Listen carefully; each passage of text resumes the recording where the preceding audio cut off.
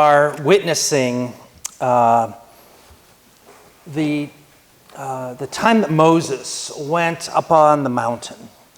If you recall that message, there was smoke and there was thunder. And of course, Moses was alone up there, and folks down below were wondering what was happening and exactly what was going to happen after all of this was happening. So Moses gave the 10 Commandments to the Hebrew people. And Jesus had to deal with the idea that even in his time, people wanted to have a Cliff Notes version of the 10 Commandments. 10 Commandments was far too many to have to remember. So Jesus had to do that. They wanted a pocket cheat sheet. They wanted a tweet-sized rule of thumb for living a good and righteous life. And he delivered. What he delivered was broad and it is deep, but it was very brief. So when asked, here is what it was. Jesus said, the first is, "Hear, O Israel, the Lord our God, the Lord is one. You shall love the Lord your God with all your heart and with all your soul and with all your mind and with all your strength." Now, mind you, I wanted to bring in my smoke machine really bad today. But last time I tried it, it wouldn't go away. And we all choked on it for the rest of the hour. So imagine you're amidst the smoke and how important those words are. And the second was, "You shall love your neighbor as yourself." Its breadth is in the announcement that God is one. And one God is above all other things in our world. Now, to borrow from the book of Romans, that neither death, nor life, nor angels, nor principalities, nor things present, nor things to come, nor powers, nor height, nor depth, nor anything else in all of creation can be placed before God in our lives. Did you catch that? Did you really hear that? In order that we remain a faithful person and a faithful community, the breadth of understanding that God is one and first of all must encompass all our hearts in all our doings. Our faith needs to take in the depth of loving God, then with all our heart and with all our soul, with all of our mind and all of our strength. Jesus' teaching and the teaching of the ancient prophets do not suggest that we consider God on Sunday mornings and then go out about our other days of the week considering everything else. Not at all. Even greater breadth and depth is taught when we're told then to love our neighbor as ourself. An interesting and challenging teaching, especially with election time coming up. To do that, we have to love God with all our heart and soul and mind and strength, and then in kind, love ourselves. To then treat others as we would ourselves takes an awesome responsibility. For who is our neighbor? A writer from Australia named Graham Pocket states, "The neighbor that Jesus talked about was anybody who is around us.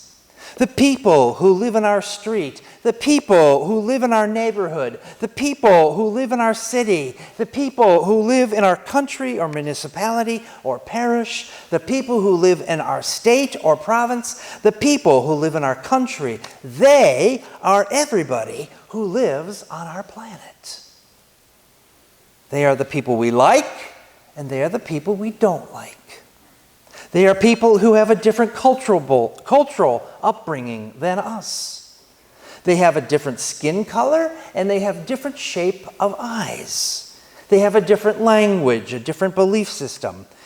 And they are also, like us, sinners. Like them or not, we are told to love our neighbors. And loving someone also implies forgiving them when they offend against us or against our ideals or our belief. So what he suggested is a mighty tall order in any age. More smoke. This is the breadth and the depth of being a Christian.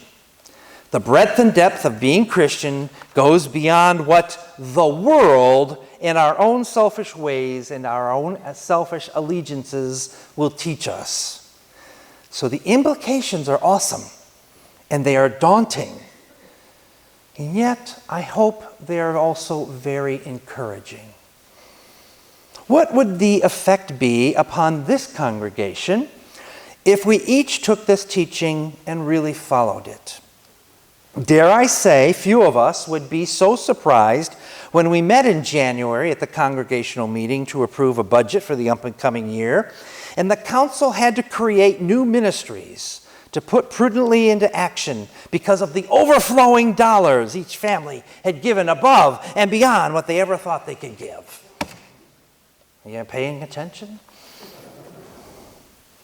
Of course, those gifts, though, dare I say, when you do such a thing, I pray you're giving to God. I pray that when you give to the church, you're just not giving to the church.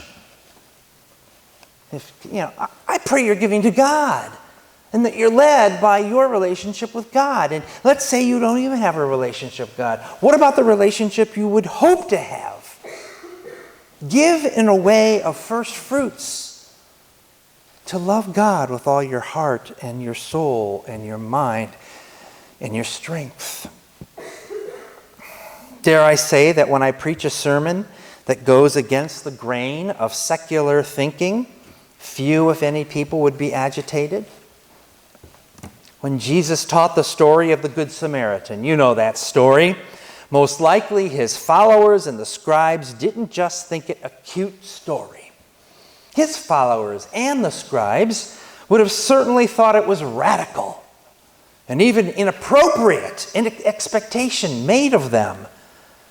To think a Samaritan possible of showing compassion and generosity would have been abhorrent to them. They would have thought, "Who are you kidding? My goodness." So the breadth and the depth of these two commandments are beyond just the greatest. The breadth and the depth are quite possibly revolutionary. Unfortunately, over the centuries, our culture has removed sort of the claws of loving God with all of our heart and soul and mind, our strength. Our culture has made a kitten out of teaching to love our neighbors as ourselves. This teaching is radical and revolutionary, and it is challenging, and it's full of might. It takes a lot of might to love our neighbors sometimes, dare I say. And yes, sometimes we've just made a kitten, a fluffy little teaching that sometimes we feel like, oh, I can just brush that aside. And yes, in doing so, when a preacher such as me suggests to you in many forms that we are really called to act in a way that reflects the breadth and depth of gospel love, it can present itself to us as dangerous and countercultural. Well, I got to tell you this simple little funny joke about the Good Samaritan. You know the Good Samaritan story. People keep going by a guy on the road. He's been injured, and the highest of society pass by him, and they say, "I don't have any time. I'm going to go past." And finally, the Samaritan, who a Samaritan is somebody from a different neighboring country from the Jews, and they are not supposed to mix with Jews, and Jews are not supposed to mix with them, but the Samaritan picks up this guy and takes him to the inn and gives everything to the innkeeper that helps to help repair this guy's body and spirit. That's who the best neighbor is. Well, there was a Sunday school class once.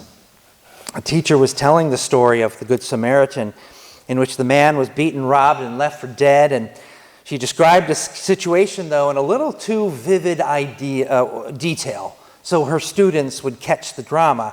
And then, of course, she asked the class, if you saw a person lying on the roadside, all wounded and bleeding as I have described, what would you do? And the thoughtful little girl broke everything, the silence, all the kids were nervous to say, and she said, I think I'd throw up. So, you see, sometimes helping our neighbor wants us, really, we want to throw up. It's funny, we recognize that, but sometimes that's how we feel. We go, are you kidding me? That's where I draw the line. Well, I talked a couple weeks ago about that. We talked about it. Where do we draw the line in loving our neighbor? Well, God is pressing us to draw that line far more closer, maybe even behind us. Okay? We're going to celebrate communion. And in our tradition, we don't bar anyone. We say everybody's welcome. We believe this is a gift from God. How can we stand in the way of anyone receiving such a gift? In that way, I believe we love our neighbor. We can't really take that much credit for it. We didn't create it. We've just learned it. Okay? So it's something then we have to teach. If I learned it, I then have to teach it. I have to pass it along. And I have to learn it from you when sometime I'm not happy with you and you teach me that love is the way. And the vice versa, the same thing. This is a growing, living, breathing community. We're not always perfect, but we strive for progress. Okay? That's what we strive for. And this idea of loving our neighbors, we should always try to progress in understanding that. As difficult as it is what we're asked to do. And I think in the end, there's plenty of stories that you could probably tell that when you tried it, it turned out far better than you ever thought it could have turned out. So, my friends, I pray that you are the Good Samaritan. I pray that you are the one who loves God so much that you draw the line perhaps behind you and you give of yourself in love and care and kindness and generosity. So, we can remain seated and we'll sing a song